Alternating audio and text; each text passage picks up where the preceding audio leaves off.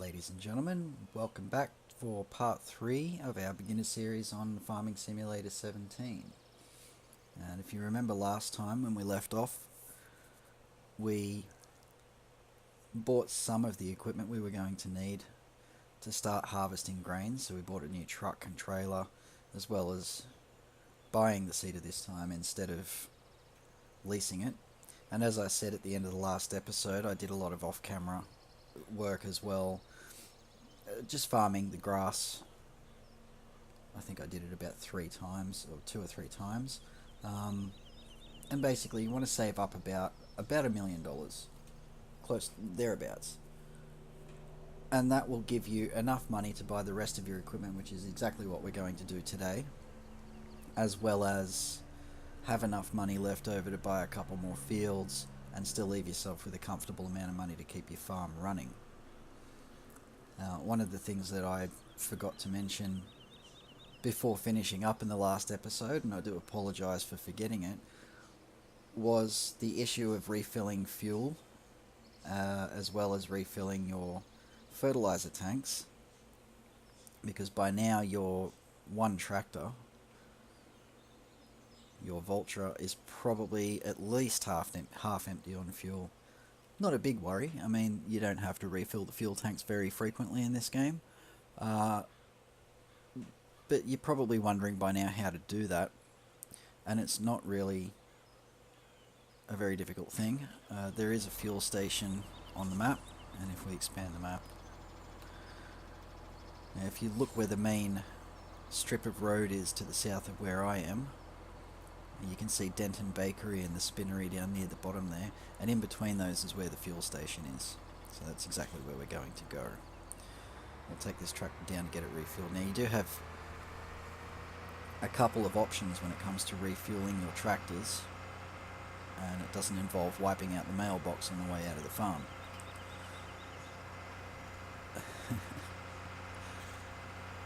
So you can drive your tractors down to the fuel station to refill them, and it's not a very long trip for a tractor. But when it comes to filling up your harvesters, they do drive very slowly. I mean, most of them only have a top speed of 20 to 30 kilometers an hour. That's not very much. It would take a while to get there. Obviously they're quite wide, so you could have some difficulty with the cars on the road. So your second option, in the shop under miscellaneous items, there is actually a fuel tanker there, which you can hook up to the back of your trailer, drive it down here to the fuel station and fill it up. Now, I'm not entirely sure what the capacity of that trailer is. We'll have a look when we get down here. Just want to wait until I'm off the road and out of everybody's way. Oops, took a wrong turn. Actually, I meant to turn here. Let's just get this tractor in here. Now, all you've got to do is just drive your tractor up until it says refuel up on your controls list, and press the button to refuel your tractor. And while we're here, we'll just have a quick look at the shop as well. So this is where you'll find your fuel trailer, and it's this FST 990. It only holds fuel, even though it says tanks transport liquids. It does not hold water, it only holds fuel. But it's got a 3,750 litre capacity as well, and the advantage to this is you can drop it off anywhere. So if one of your tractors happens to run out of fuel because you've failed to notice that it was running out, you can use another tractor to drag that trailer out to it and refuel it, or you can just simply leave that trailer in a convenient spot on your farm so you don't have to travel very far in order to refuel your tractors. We've gotten this one all nice and fueled up now, and we'll take this one up to the shop because we are going to be buying a lot of equipment today. I apologise for the dog barking in the background. If you guys can hear it, there's not really much I can do about it. I keep the window and the door in this room shut to block out as much sound as possible, but the neighbour's dog occasionally just starts barking at nothing, and I can't really do anything about it. It's the middle of the day. There's no law against the barking dog in the middle of the day. Alright, let's park this tractor here. And hop out. Now, as I said earlier, this is the equipment that we bought last episode.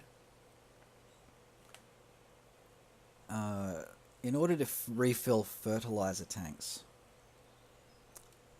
you've really only got one option without mods, which is to go to the pallets section and buy a liquid fertilizer tank. They're $2,400 each. They will refill your tank a couple of times before they're empty.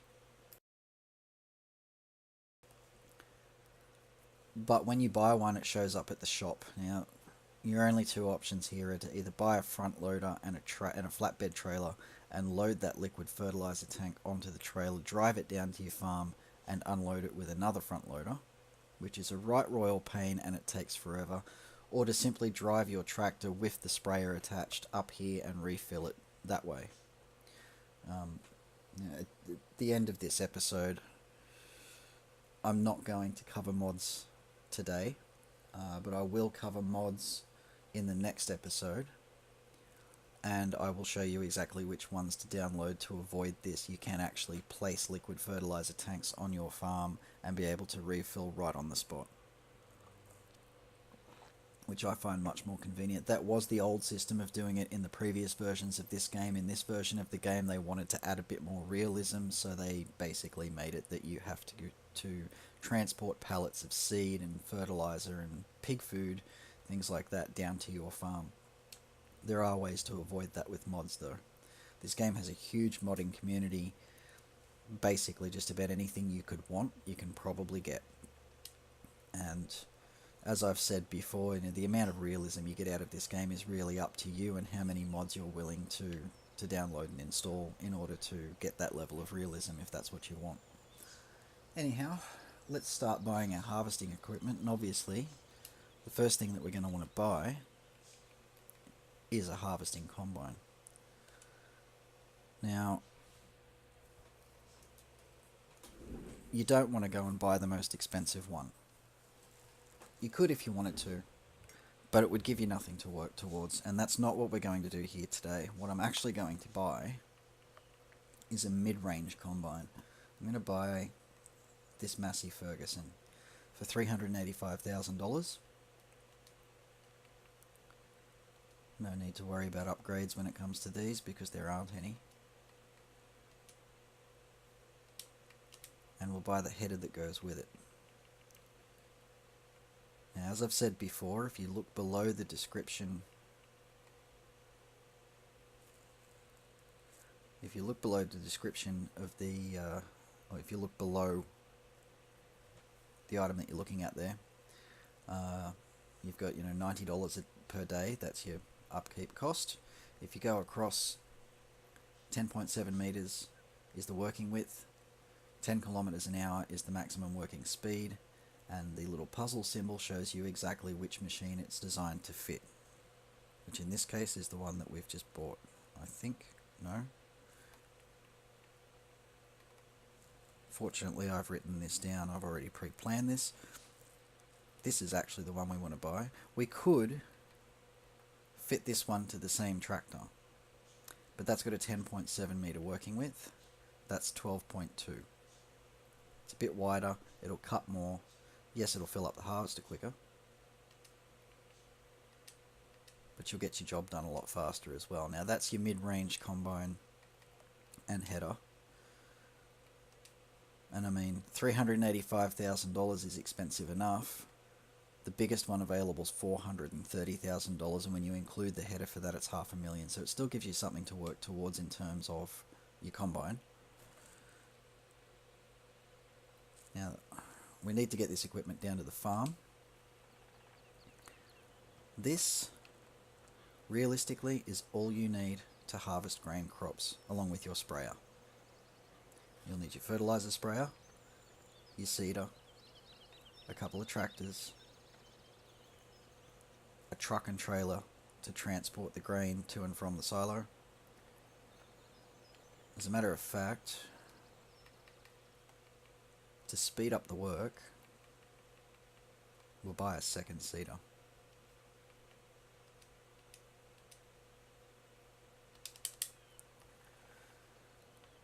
Okay, so I'm going to get all this equipment back down to the farm, and then we'll come back once I've done that.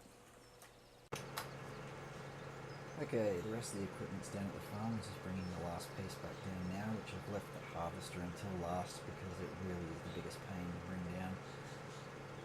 If you've tried to get it out of the car park already, you've probably noticed it's very wide, and it is a bit tricky to get out of the car park, so take it slowly.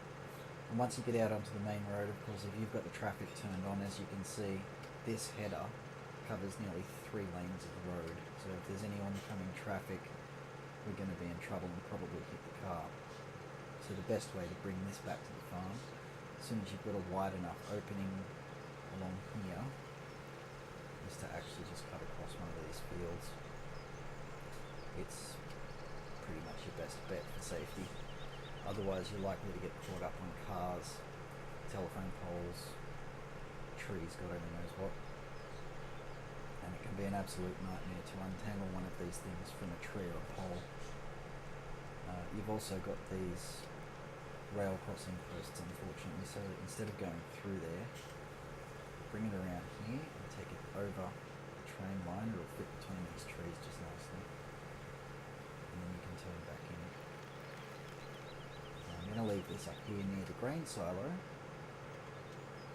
rather than parking it down on the main farm with everything else.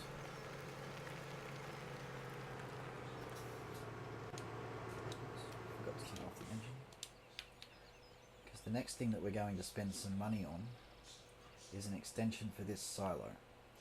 Now, the standard silo that you start with has a 100,000 litre capacity. It might sound like a lot, but it really isn't, especially when you're farming wheat and barley, because they have a very high crop yield, and you're going to fill up that 100,000 litre capacity very quickly and then be forced to sell, potentially with bad prices. So if you go to the placeables section,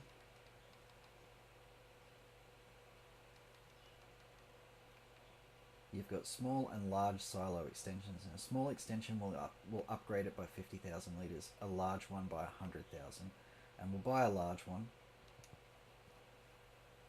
and it's just like the placeable that you put down for your washer. Pick a spot and put it down there. You can't place these too far from your silo, as you can see, any further than that, and it won't count. So I could either place them along here, which would get them out of the way, but for the moment, because you will want to buy more silo extensions later, so for the moment it can still be kept out of the way if we place it here, and that's exactly where I'm going to put it. It looks nice and tidy, it's not messy, and you can easily fit another one there, another 2 in front of that. You could pretty much fill up, you could fill up most of that strip actually with silo extensions. And later on, if you want to keep extending out this way, you can extend out this way as well. You get a chainsaw and cut that tree down and get rid of the stump, and that would clear the spot for these as well. Although you wouldn't want to go any further than there. Otherwise you won't be able to cut through on that little road. You'll be blocking it off. So there's our silo extension.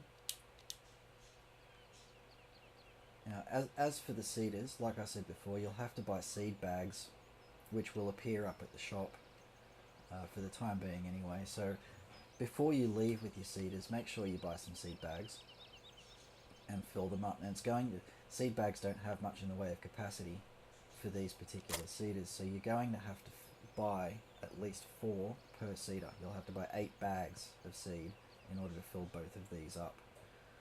It's just an unfortunate fact of life without mods. But what I will show you, these are the modded tanks that I was speaking about before. This one is for seed, so I can simply drive up next to it and you can see the cover will open and I can fill up my seeder automatically from it, and I'm just being charged for the seed as it refills rather than having to buy bags, load them onto a trailer, bring them down here, offload them. I can simply drive up to this and refill it. Close the cover. So I'm going to fill this this one up. And I'll get this guy to work immediately.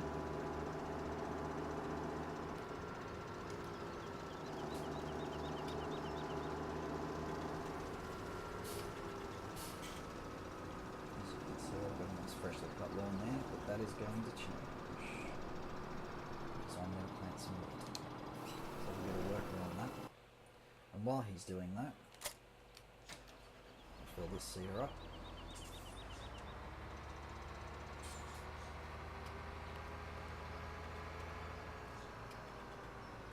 The other tank that you can see in front of me there is for liquid fertilizer,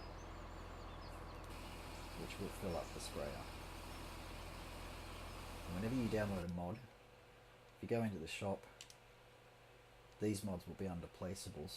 Any mods that you've downloaded will always be at the end of the category somewhere. So there you can see them. I've got a seed tank, solid fertilizer and liquid fertilizer tanks. You don't necessarily need the solid fertilizer tank unless you later buy a seeder that also fertilizes at the same time. Those will need solid fertilizer. Okay, so this is why we bought 2 seeders, because we can minimize the time it takes to do this kind of work. Spraying doesn't take long, as you would have found out, but seeding does. So we've got both of these guys working on seeding these fields with wheat. That'll be our first crop. And it's up to you which first crop you want to plant. Wheat, barley, canola, soybeans. It doesn't really matter. The choice is yours. The main point here is to rotate the crops. When we're using grain harvesting as our main source of income, the main point is to rotate the crops. You want to fill your silo up reasonably evenly, and for one very specific reason, which I'm going to tell you about now, and that is great demands. And you may have noticed while you've been farming your grass and accelerating time overnight and things like that, that it's come up at the bottom of the screen occasionally. Great demand for such and such at such and such. You know, barley at the bakery, whatever. What that means is that for a set period of time, I think it's usually 12 to 24 hours, you can sell at that location as much as you like at the price listed, and the price will not drop. It will not move. It'll go up over time. So if you wait until it peaks and stops going up and then go and sell off that crop, you'll get maximum price. Not always. Sometimes the price is actually pretty crap, and you know, it might say great demand for wheat at the bakery, and then you look at the price of wheat at the bakery and it's dreadful compared to other places. And that's usually just because you've already been selling wheat maybe a day or two before. But if you hold out on selling your crops until there is a great demand for them, or until your silo is pretty much full, then you'll be laughing when it comes to selling it. You can make an absolute killing. Soybeans and canola especially. If you save up 200,000 litres of soybeans and or canola, 200,000 litres of soybeans at its peak price is usually worth close to $1 million if you clear it out. So you can really, really clean up. That's the main idea behind selling crops in this game. Save them up and then sell them when the price is really high. In fact, if you have a look at the prices here at Gomez Ridge Acres, there's a great demand for canola. Now, it's not the best price available, but the main point is it won't change. If I was to go and sell at Maplefield Mill, where it's at its highest, it would change. As soon as I sell a load of that, it would drop. The price of it would drop below what it is at Gomez Ridge Acres. If I go and sell at Gomez Ridge, the price won't change while that great demand is on. I can sell as much as I like, and this is the beauty of great demands. Hold out until there's a great demand for something, and you can really, really clean up if the price is good. Now, what do we do with all of this equipment? We don't actually need it anymore. So you can go to the shop, go to the garage, and scroll across. Now you'll want to keep your sprayers, obviously you want to keep your seeders, and all of the equipment that you've just bought, but all of this lawn equipment can go. You don't need it anymore. There's no longer a need to be farming grass. I could drive all of this up to the shop to get a better price. If you take it to the shop physically and sell it there, you'll get 20% more. But we've already got plenty of money. There's no real need to do that. Doesn't matter if we're losing a bit of money out of this, I don't think. I know I've always, from the start, I've been, this game is all about maximising profits and minimising expenditures and so on, but it's just quicker this way. So you sell your windrower and your mowers and your baling equipment, and you'll easily make back at least $100,000 off it. I don't need that anymore either. Okay, and that just leaves us with our 2 tractors, our truck and harvester. And this really is all you need to start harvesting. I mean, granted, you've got 3 fields here. That's plenty of work for you to have to do. It will take you probably about a half an hour with 2 guys working on it at a time to get these 3 fields planted and get them sprayed. If you want to, you can go and buy a second sprayer unit, front and rear, or even just the rear one. And that way you could have these guys working on spraying 2 fields at the same time as well if you wanted to. I don't much see the point because it really doesn't take that long to do. But it is certainly an option, or you can even buy a bigger sprayer with more capacity. And the only catch is, when it comes to sprayers, this one that we bought is a solid one that sits on the back of the tractor. When the tractor turns, it turns because it's slotted onto the back of the tractor. I don't know the exact term for it. I'm not a farmer. I don't drive tractors. I don't pretend to know anything about actual farming. This sprayer is much wider. I mean, this has a 15 meter working width. This one is 28. It's huge, but the way it drags behind the tractor, it also lags behind it a little bit as well. And you can find, just like the windrower, that your tractor may get caught up in it. It can get caught up in trees. It is a very wide working width. So just remember, the wider the working width, the easier it is for it to get caught up in trees. And then of course you've got this jumbo one here, which is on sale at 20% off at the moment. And that one is actually a self-contained vehicle in itself. There's no need to attach it to a tractor. It's got a huge tank. You'll only have to refill it once a week. But it's also a very large investment. It's nearly $200,000, and it is a very, very wide working width as well. It is huge, 36 meters. It's enormous. 2 passes in one of these fields would be sprayed, but it's huge, and it will get caught on things, and it will get in the way, and you'll probably get annoyed with it having to fold the arms up, because they do fold slowly. Having to fold the arms up after every field just to drive it to the next one, and then fold the arms up again and again and again. Okay, these workers are still going. So while they're working, I might hop in this truck here. And the last purchase that we're going to make is a couple of fields.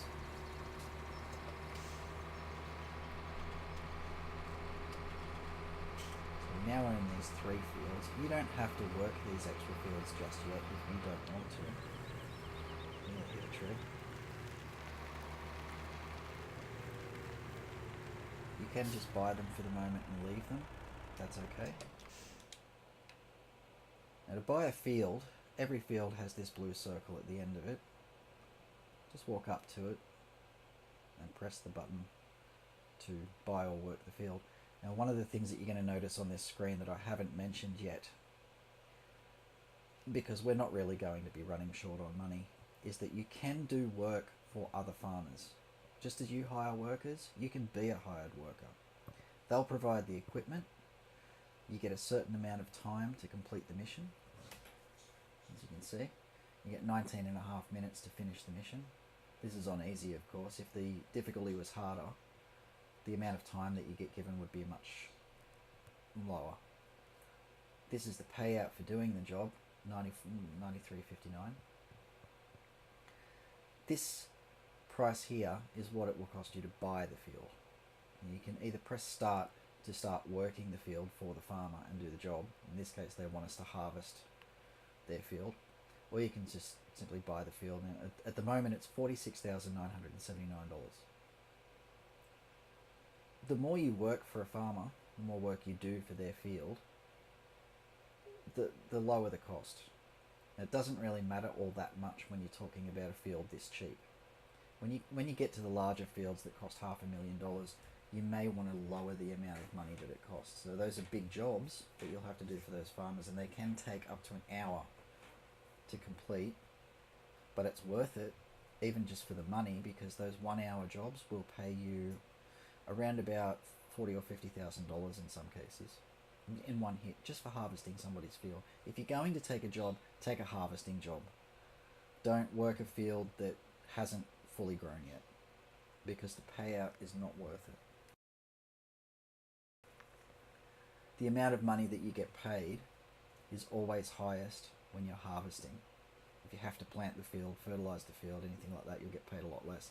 A job like this, $10,000 to go ahead and harvest it, would probably be more like $4,500 to plant it or fertilize it. Anyhow, again, that's up to you. If you feel like doing some work for other farmers, you're a bit low on money or something like that, if you find that you've bought a whole bunch of new equipment and you don't have much grain left in storage afterwards and you're a bit low on cash, go right ahead, do some work for other farmers. Or if you're just interested in lowering the cost of the field, I mean, the $46,000 now, if I was to build my reputation, which is this bar here, if I was to do a lot of work for this lady and build my reputation up with her until that was full, the cost of this field would probably be around about $35,000. So it would bring it down by quite a bit. I think it's about a 10 to 20% reduction most of the time. But for now, we're just going to buy that field. And then we're going to head down to these two as well and buy these. So fields 19, 23 and 24. And this one's $85,000. And this one's 151 because it's a fair bit bigger. Now that gives us now 6 fields that we own and can work. You don't necessarily have to work all 6 of these fields, especially if it's for wheat or barley, because like I said, they've got really high crop yields. However, if you're going to do soybeans or canola, you really should plant all 6 fields. They have a low crop yield, you won't get much out of them just doing 3 small fields. If we have a look, we've bought these fields in this state, all fully grown, and if we have a look at that, that's either wheat or barley. I'm going to leave that intact because before we plant it, we'll go and harvest it. Might as well get some grain crops into the silo. This is completely useless to us. These are potatoes, and we don't need them. We can't harvest them anyway. We don't have the equipment. So those potatoes can just be planted straight over. And again, that looks like wheat or barley. So we're going to want to harvest those 2 fields and plant the 3rd one, which is good because it means that I can show you the harvesting today. As a matter of fact, I might just hop into this.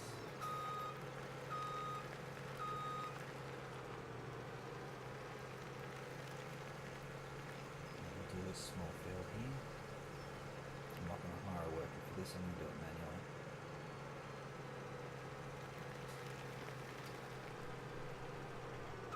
Now, one of the things with harvesters, for wheat and barley, they'll spit straw out the back. Now, if you look at your controls, it'll say disable straw swath, and there'll be a key for you to do that. Unless you're planning on baling the straw and selling it, or using it to feed cows, I'd disable the straw swath. It just makes a mess sometimes. So, alright. First we need to unfold the harvester.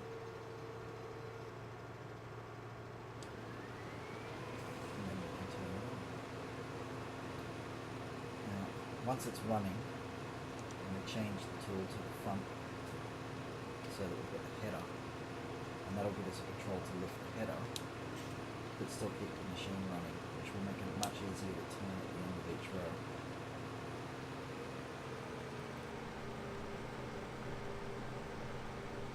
And you're going to find the larger the machine, the easier it is to keep it reasonably straight.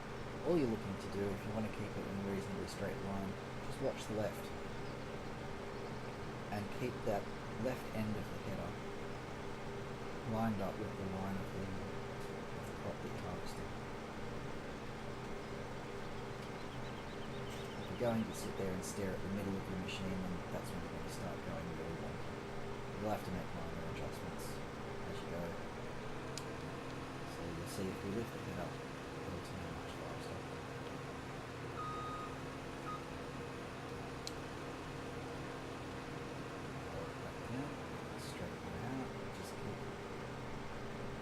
Looking at the right end of that header to keep it reasonably straight.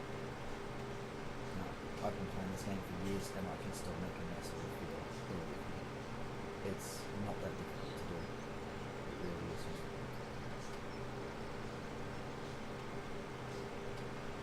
So just have a look at the crops that have grown on these fields that you've just bought. I mean, for you it'll be different. It's always different. It's never the same. See potatoes, and now you'll know what potatoes look like. Go ahead and plant straight over those. You can't harvest them anyway. If you've got wheat, barley, or soybeans, then by all means go and harvest it and put it straight into your crop silo. It'll give you something to kickstart your crop silo while you're waiting for your other crops to grow. There's no point in putting it to waste by planting straight over the top of it.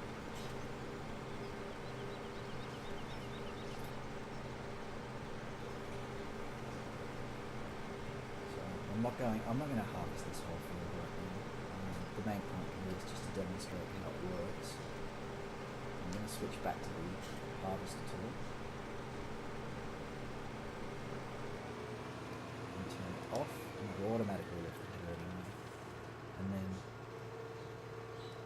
you should have done the tutorials by now, so you should at least know how to operate a harvester, how to put the pipe out. I'm just going to turn off the engine.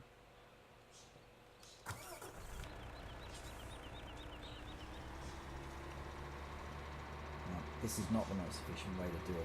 The most efficient way to do it is to park the truck and trailer next to the field and drive the harvester over to it when it fills up and empty it out. But again, this is just a demonstration of how it all works. Okay, he'll empty out into that truck. Now obviously, this is all just as rinse and repeat as it was for grass harvesting. So instead of harvesting the grass and selling it, all you're going to do is harvest your crops, drive them over to here,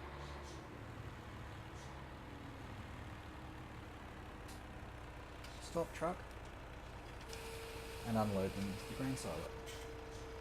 Store them up until it's either full or you get a great demand for something. If there's a great demand and you find that you've only got maybe 10,000 litres of something in the silo, there's no point in selling it. You might as well wait for the next great demand. If you've got, at least a trailer load, or at least a full trailer load, 40 or 50,000 litres, that's when you'll want to sell it. At the very least, you'll want a full trailer load. Now, I'm just going to leave this truck here for a minute, because one of the last things that I want to discuss in this episode is potato and beet harvesting. These are going to require a completely different set of equipment, and it's very, very expensive. Your only choices, these first three, are your cheap option.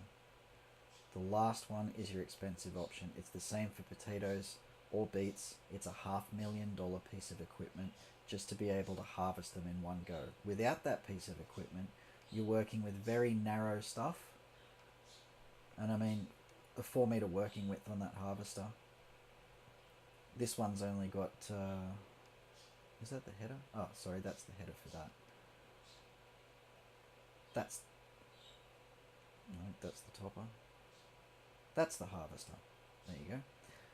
That's only got a 3 meter working width. That's got a 4 meter working width. There's really not much difference.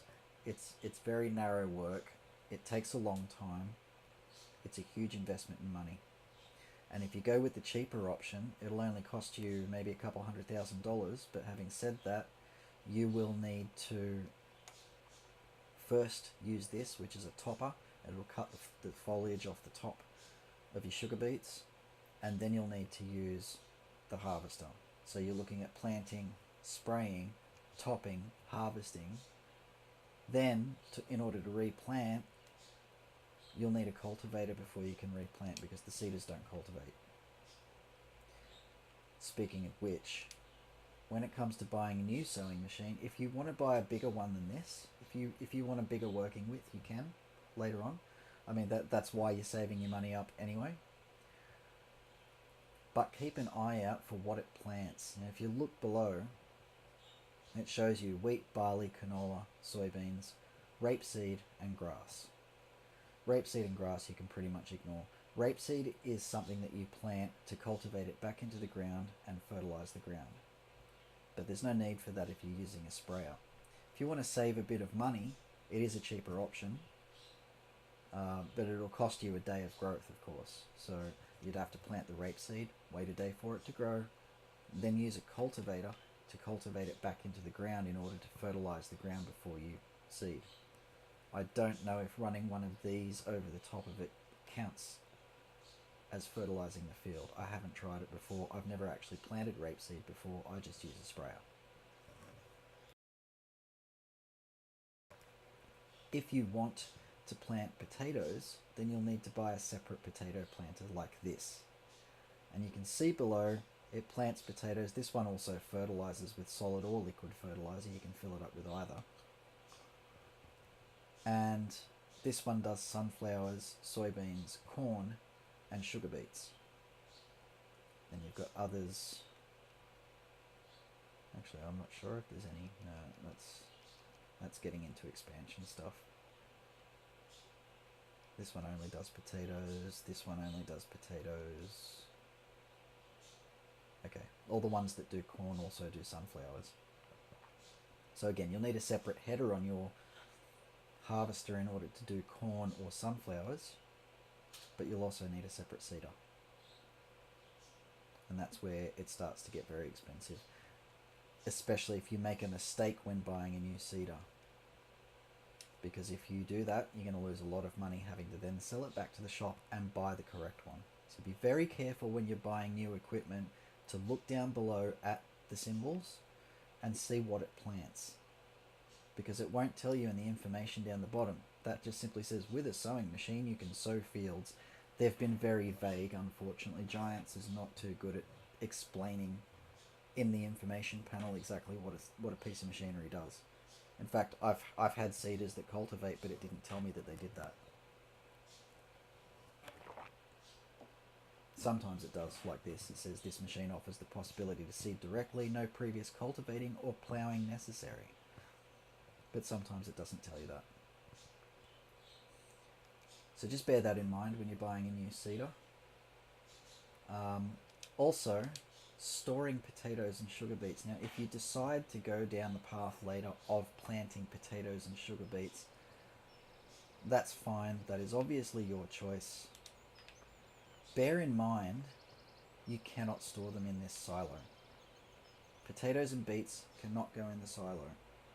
There is no dedicated place to store them, so your only two options are to either sell each truckload as it fills up, or to simply dump them on the ground. Now, you can do that in this game. You can dump things straight onto the ground anywhere you like, but be aware that you dump them on the ground in a big pile like that, and you're going to need a front loader with a bucket to load them back up into the trailer in order to sell them later. Or you're going to need a conveyor belt. The conveyor belts can be a really convoluted system, very difficult to set up. work in this field. And I'll get out of his way and then I'll show you in the store.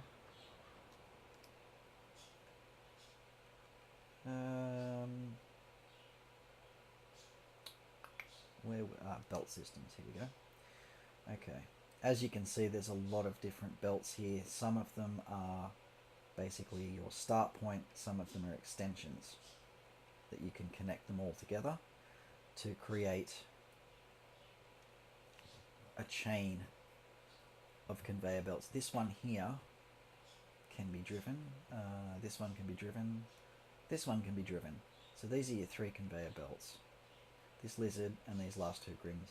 This grim here, if you set up a conveyor belt system to run basically from your pile of potatoes or sugar beets into this, then it'll make pallets out of them, which you can then load up with a front loader onto a flatbed trailer. But again, it's a lot of work. It really is. It's a massive investment in time and money to do potatoes or sugar beets for very little return as well, because if you have a look at the prices of them, potatoes on average sell for about $500 a ton, and sugar beets on average are about $350, compared to the $1,000 a ton average for wheat and barley. So they're worth less than half of what barley is and wheat. It's just not worth it. I have never met anybody who mass produces potatoes and sugar beets. The only people I know that do farm potatoes and sugar beets, they do it because they've got pigs, and it's a cheap option to feed their pigs with. So just bear that in mind. If you do try potato or sugar beet farming, it's going to be a very big investment in money, a very, very big investment, and a huge investment in time. And if you find that you don't like it, you have wasted close to $1 million worth of equipment and a lot of time before realizing that it's not for you. So just bear that in mind. And I think that'll do for this episode. That's basically all the advice really that you're going to need to get your farm started, get a regular income. If you find that your money is starting to run low, by the time it does, you should have a reasonable amount of crops in storage that you can sell. And the reason, I know wheat's not worth much, but the reason that you keep it in the silo is for emergency money. You can very easily make yourself $40,000 or $50,000 for emergency money if you need it. So, just to cover over it one more time, general idea, pick a crop to start with and then rotate from it. So the next time you plant, change your seed to the next one. Next time you plant, change your seed to the next one. Remember not to accidentally plant rapeseed or grass, otherwise you're going to have to replant straight over the top of it all over again. Or you won't even notice until it's grown, and then you'll go, oh, well, crap, I've got nothing to farm. I'm going to have to plant over all of this again. You've wasted a day. And in wasting a day, you've probably also wasted about an hour to an hour and a half of gameplay waiting for all of those fields to be planted, only to find out that they were planted with a useless crop. So be very careful. It's the first, what have we got? Wheat, barley, canola, sunflowers. Those are our 4 main crops that we're going to rotate through. Now there are 6 crops for this seeder. Those first 4, and then rapeseed, and then grass. So rotate through the first 4. This is why I say start at wheat. It's generally a good idea to start with wheat and just count your way from there. Wheat, then you do barley, then you do canola, then you do sunflower, then skip the last 2, back to wheat. You will learn what the symbols are after a very short period of time and learn to recognise what they are, and it will become habit to double check before you start planting what you're actually about to plant. You will make mistakes. Don't feel bad about it. Everybody does. I've done the same thing. When I first picked up this game, I made a million mistakes when it came to planting, and I planted the wrong crop many, many times, and it cost me many, many dollars. At the moment, I have actually changed my options. If you don't want to download the mods, or for the time being at least, if you don't want to wait until I cover that in the next video, what you can do is go back into your game settings. Whoops. And your helper refills, leave the fuel off, but turn the seed and fertilizer on to buy. So that way you'll only have to buy one seed pellet for each seeder and just put a little bit in there, and then your workers won't use up. And the same with your fertilizer, your workers won't use that up. You'll be charged for it. You can see I'm getting charged quite a bit of money now. But having said that, this is why we've left ourselves with so much money. So it covers us for the daily cost of having to do all of this, as well as the daily maintenance cost of our vehicles. Hopefully this has helped you get your farm set up, functioning, ready for grain harvesting. The next episode I will cover mods, and I will also cover the equipment needed for keeping animals, and how to actually feed them and look after them, and how to manage the profits that you'll get from them as well. So cows, sheep and pigs are the three main animals in this game. I know you do have a chicken pen on your farm, and they do lay eggs that you can collect, but I tend to ignore it because they're just simply not worth it. And besides that fact, after a few days you start forgetting to collect them, and they're just not worth enough money. I just tend to ignore them. You can't buy any more chickens anyway than what you've already got, so really, it's, in the grand scheme of things, it's not enough income to make it worthwhile. So next episode we'll cover animals, how to keep them clean, what they produce, which is basically milk, meat, more animals, and manure. So we'll also be covering different methods of fertilising other than just using the sprayer. While the sprayer is great, it's also very costly, and one of the benefits of keeping animals, of course, is that you get free manure, which you can use to fertilise your fields. It will cost you nothing except for a trailer to spread it with. Anyhow, that will do for our episode today. I know this was a short one, but there really wasn't much left to cover. And hopefully we'll see you next time, and we'll explain the more advanced techniques in this game so that you can branch out further from grain harvesting if that's what you'd like to do. Until then, questions, comments, criticisms below, and if you'd like to see more, of course, hit that subscribe button, and we'll see you next time.